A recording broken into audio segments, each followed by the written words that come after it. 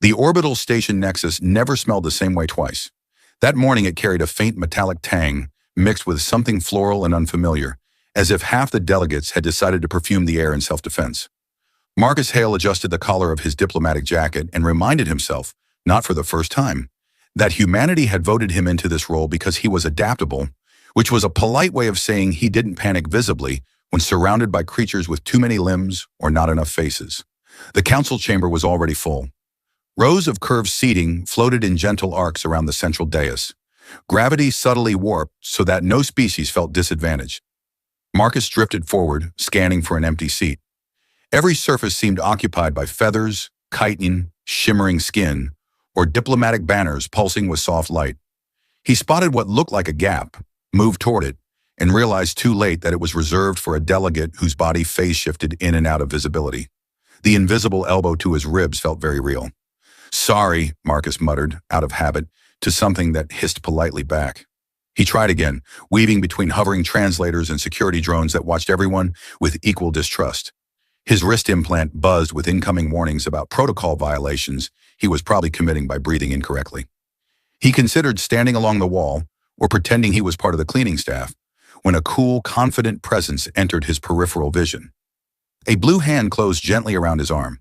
"Sit right next to me," a voice said, calm and unhurried, carrying easily over the low murmur of the chamber.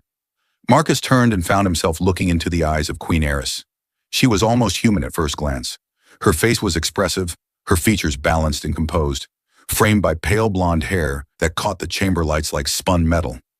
It was her ears that broke the illusion, long, elegant, rising slightly above her hairline and angling outward, moving with subtle precision as if they were listening to more than sound. Her skin held a soft blue tone, not artificial or glowing, simply different, like a sky at a depth humans rarely noticed. Every conversation around them faltered. Marcus's brain produced several responses at once, none of them useful. He managed a smile that felt like it belonged to someone braver. "I was just looking for—" "I know what you were looking for," Eris said, her grip firm but not forceful. There was humor in her eyes, faint but unmistakable. "And you were about to fail." She guided him forward, past a stunned line of aides, and toward the elevated seating beside her throne. Marcus became acutely aware of how many eyes were tracking his every step. His internal monologue was busy drafting apologies to future versions of himself. As he sat, the seat adjusted automatically, aligning his gravity with hers. The sensation made his stomach flip. Eris settled beside him with effortless grace, folding one leg over the other, her ears tilting briefly toward the assembly, as if acknowledging their collective shock. The summit resumed, though not smoothly.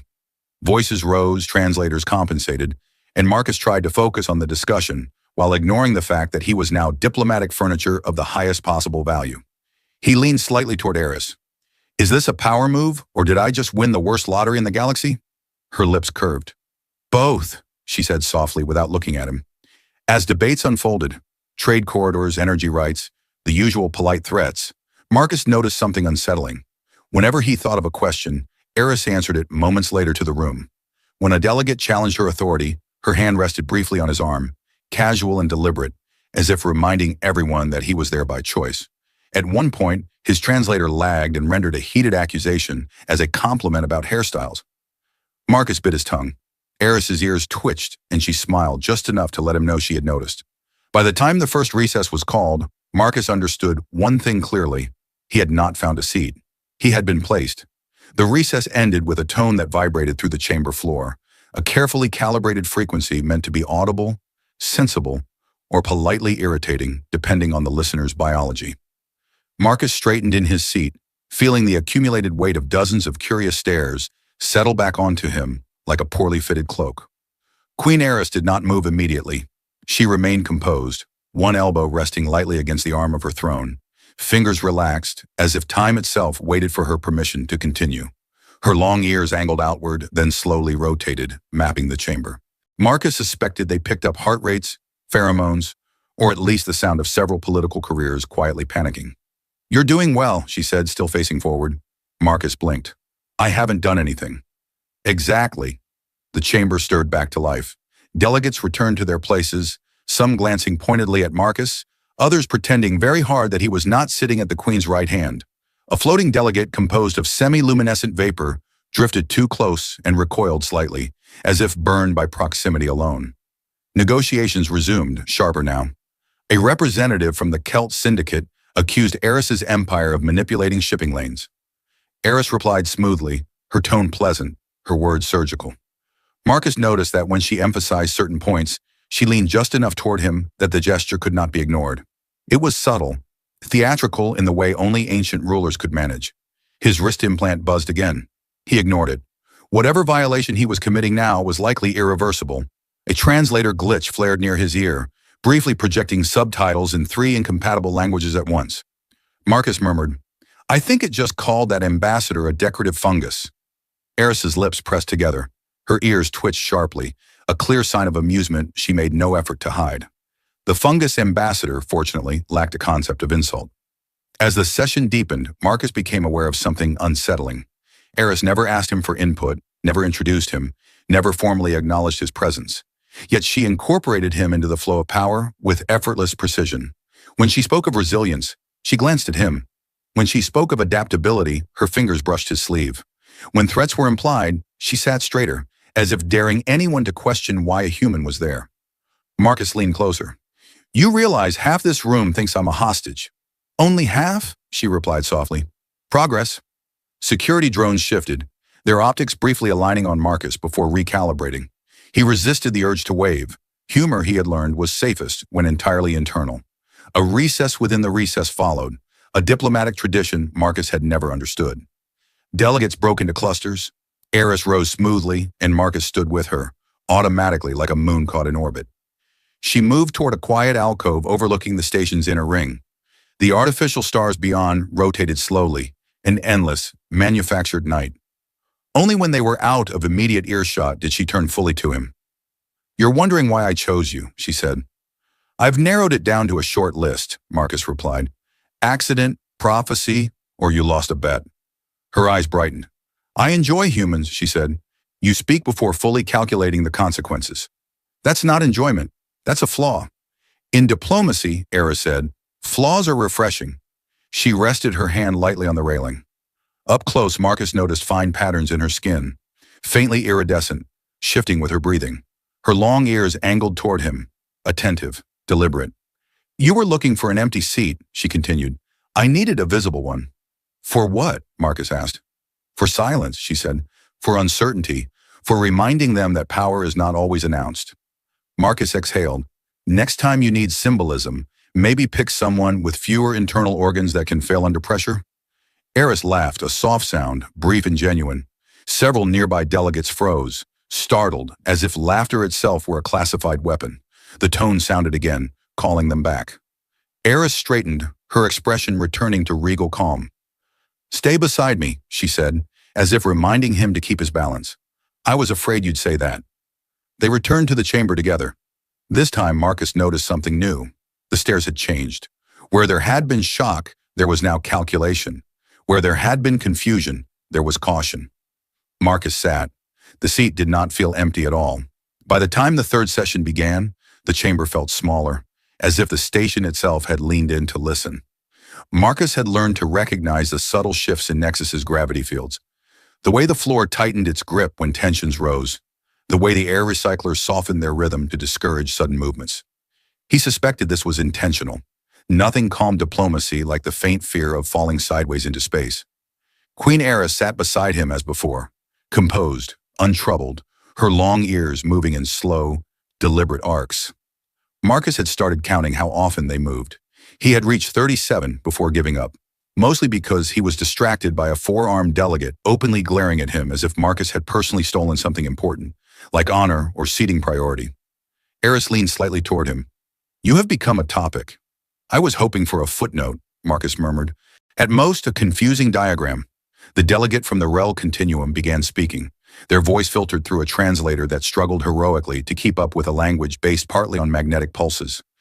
Accusations flew. Resource manipulation. Cultural interference. A subtle suggestion that Queen Eris's recent policies showed uncharacteristic softness. Marcus felt the room tighten. Security drones adjusted position, optics glowing faintly. Somewhere behind him, a being composed mostly of liquid metal sloshed with agitation. Eris did not respond immediately. She turned her head just enough that her long ears angled forward, attentive, almost curious. Then she rested her hand very deliberately on Marcus's arm. The effect was immediate. Conversations faltered. The Rel delegate paused mid-pulse, clearly unsure whether they had just been challenged by an empire or a species. Marcus swallowed. "For the record," he said quietly, "I did not sign up to be an emotional support human." "You are doing admirably," Eris replied. "Remain still." She addressed the chamber, her voice calm, precise, every word landing exactly where it was intended. She spoke of balance, of misinterpretation, of how softness was often confused with patience. As she spoke, Marcus realized something unsettling. She was not defending herself. She was daring them. When she finished, silence followed. Not the awkward kind, the dangerous kind. Marcus leaned back slightly. "You know where I come from. This is the part where someone flips a table." Eris's lips curved faintly. Her ears flicked once, sharply.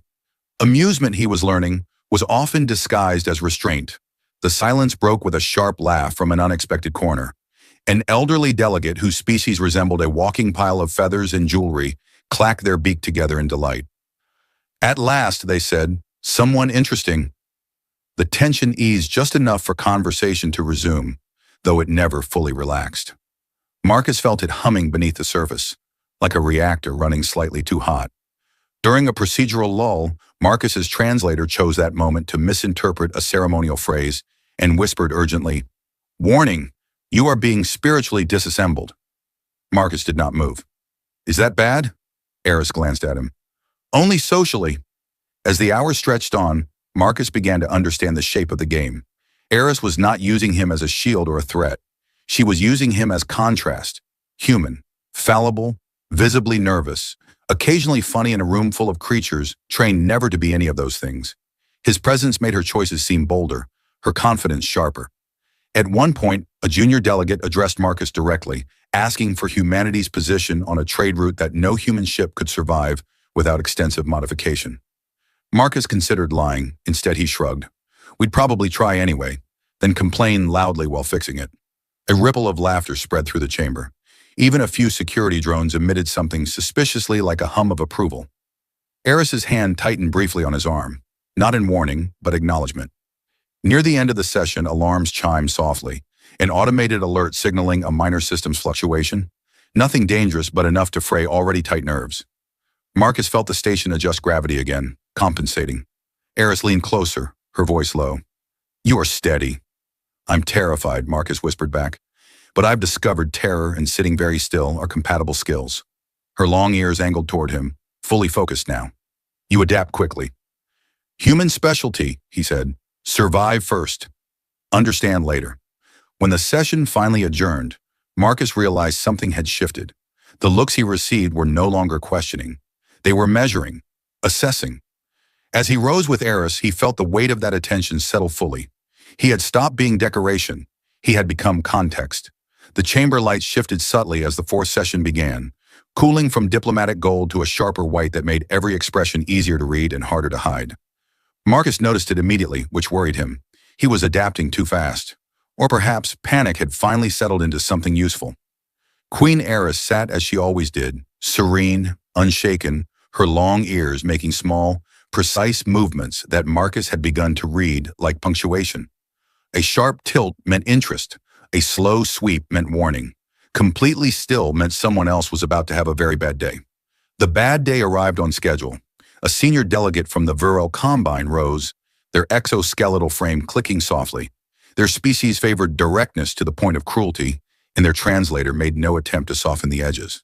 They accused Eris of destabilizing the balance of power by elevating an unproven species, and implied that her recent decisions were driven by sentiment rather than strategy. Marcus felt the room lean in again. Even Nexus seemed to hold its breath, gravity tightening just enough to remind everyone where they were. Eris did not speak. Instead, she placed her hand over Marcus's. It was not dramatic, no sudden movement, no theatrical pause, just a simple, unmistakable gesture. The effect rippled outward faster than any raised voice could have managed. The Virile delegate faltered, their clicking rhythm stuttering. Marcus's first instinct was to pull his hand away, purely human reflex.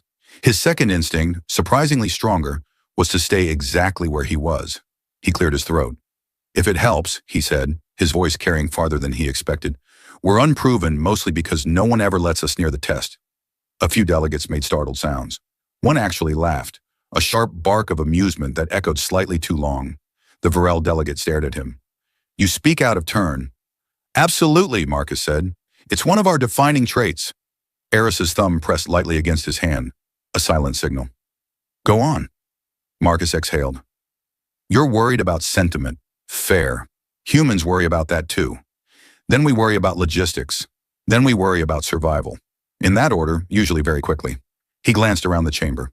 If aligning with us were sentimental, I doubt she'd choose someone who still isn't sure which species here considers eye contact a threat. That earned more laughter. Cautious but genuine. The tension shifted, bending instead of snapping. Eris finally spoke. Her voice was calm, almost gentle. She addressed the Varel delegate directly, dismantling their argument piece by piece. Not with aggression, but with clarity. She spoke of calculated risk, of observation, of how stagnation destroyed empires far more efficiently than enemies ever could. As she spoke, Marcus realized what she had done. She had let him speak first, not as a shield, not as a distraction, but as proof. Security drones relaxed their posture, optics dimming slightly. Even the air felt easier to breathe. When the Varel delegate sat down, they did so slowly, carefully, as if reassessing the weight of every future word. Marcus leaned back, heart pounding. I think I just committed several forms of interstellar misconduct. You committed honesty, Eris replied. It is rarely legal. The session continued, but the tone had changed. Delegates addressed Marcus directly now, cautiously, curious rather than hostile. Questions followed, clarifications, probing interest disguised as skepticism. At one point, an ambassador asked Marcus whether humans truly believe cooperation could outweigh conquest. Marcus smiled. We argue about it constantly, and he said, that's how you know it matters. Eris's ears angled forward, fully attentive. As the session drew toward its end, Nexus signaled minor instability again. This time Marcus noticed before the alert sounded. He had learned the station's language, its subtle warnings. He leaned closer to Eris. You planned this? Yes. You knew they'd push? Yes. And you still brought me? Eris turned her head, meeting his eyes fully. Up close, her gaze was steady, unreadable, and utterly sincere. Because power that cannot stand beside something fragile, she said softly, is already breaking. When the session ended, the chamber emptied more slowly than before. Conversations lingered. Glances followed Marcus and Eris as they rose together. Marcus realized something then, as gravity shifted and the light softened once more. He was no longer just sitting beside the queen. He was standing with her. The final session began without ceremony. No dramatic lighting shift, no resonant tone to summon attention. The chamber simply filled, quietly, as if everyone understood that the performance was over and only decisions remained. Marcus took his seat beside Queen Eris with a familiarity that startled him. He no longer wondered where to put his hands. He no longer cataloged exits. He even managed to ignore the mild hum of the station's gravity field, which he had come to recognize as Nexus's version of nervous breathing. Eris inclined her head to him, a small acknowledgement. Her long ears were still, alert but calm. The chamber mirrored her posture. Delegates sat straighter, spoke less, listened more. Agreements were finalized with efficiency that bordered on relief. Trade corridors were redrawn. Energy allocations balanced. Mutual defense clauses worded carefully enough to satisfy species who mistrusted the concept of mutual on principle. Marcus watched it all unfold, aware that this was the quiet work that followed spectacle. No one reached for weapons. No one raised their voice. At one point, a delegate formally requested Marcus's signature alongside Eris's on a cooperative charter. The document hovered between them, glowing softly.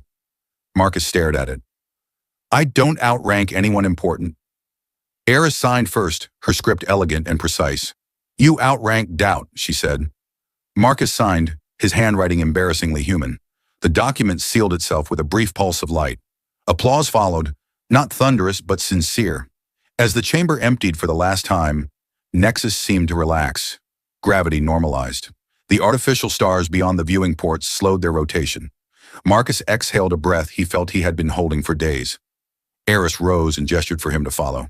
They walked along the inner ring, away from the noise, past windows that revealed the vast curve of the station and the distant shimmer of hyperspace lanes. For a while, neither spoke. "You are different," Eris said eventually. Marcus considered. "I'm still terrified." "Yes," she said, "but now you choose where to stand anyway." He laughed softly. "You know, I came here looking for an empty seat and found responsibility instead," she replied. "A common mistake." They stopped near a wide viewport. Below them, ships departed in orderly lines, each carrying a piece of what had been decided here. Marcus felt the weight of it settle, not as pressure, but as purpose. "Why me?" he asked at last. Eris did not answer immediately.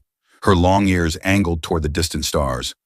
"Because you were honest when silence would have been safer. Because you adapted without trying to dominate. And because you reminded them that strength does not always arrive armored." Marcus smiled. "We usually trip over it first." She laughed again, brief and genuine. "Human efficiency." A formal message chimed on Marcus's implant. Earth's Council, already congratulating him, already arguing about what this meant. He silenced it. "What happens now?" he asked. Eris turned to face him fully. "Now," she said, "you return home as more than a negotiator, and I continue ruling an empire that has just learned something new about itself." "And the seat beside you?" Marcus asked lightly. Her expression softened, just enough. "It will not always be empty," she said, "but it will never be accidental again." They parted at the transport bay. Marcus paused before boarding, glancing back. Eris stood watching, composed, her presence unmistakable even among stars and steel. As the shuttle pulled away from Nexus, Marcus felt the station recede, but the change remained. He had arrived uncertain, searching for space. He left knowing exactly where he stood, not beside power, but within it.